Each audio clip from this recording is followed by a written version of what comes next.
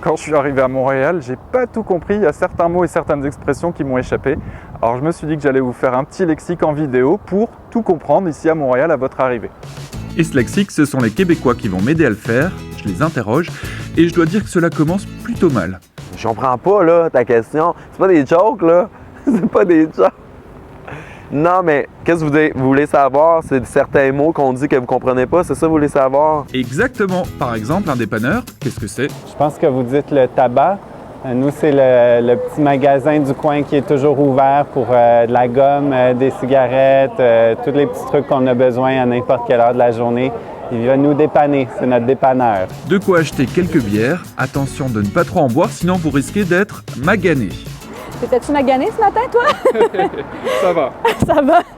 On utilise beaucoup cette expression-là, magané, ici au Québec, quand on en a eu une dure, une cuite, hein? Ça, vous le comprenez. Si on a pris une bonne brosse là, durant la nuit, puis le lendemain matin, on file plus ou moins bien. Et si vous êtes magané, ça veut sûrement dire que vous avez passé une bonne soirée, une soirée qu'on pourrait qualifier d'écœurante. C'est écœurant, de façon générale, on va l'utiliser au sens inverse auquel on est habitué. Donc, c'est écœurant, ça va être moins dans le sens dégoûtant. Ça peut arriver. Si par exemple, je dis « Ah, c'est dégoûtant » ou « c'est écœurant », avec cette petite moue, ça va vouloir dire le vrai sens. Par contre, c'est écœurant, de façon générale, ça va vouloir dire c'est génial, c'est écœurant. Puis il va souvent avoir beaucoup d'emphase dans le mot, dans la façon de le dire. Et si vous vous faites rapidement des chums, c'est bon signe, c'est que votre séjour se passe bien. Ben, chum, c'est un ami, là, un bon ami. C'est ça que c'est.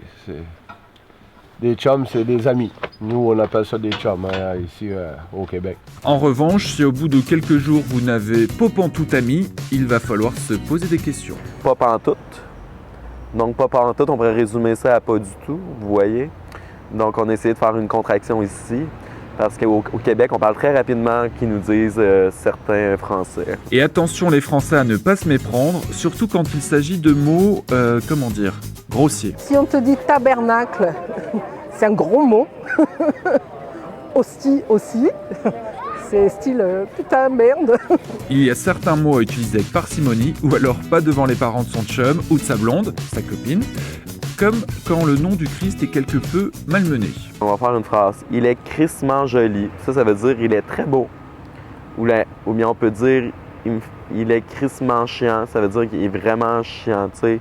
Donc c'est un adverbe qu'on pourrait dire ici. Mais c'est dur à expliquer, là. Ok, c'est déjà un très bon début, vous ne trouvez pas? En tout cas, moi je vous le dis, le Québec c'est écœurant et les Québécois sont crissement sympas. Je n'ai pas pantoute envie de partir. À tantôt.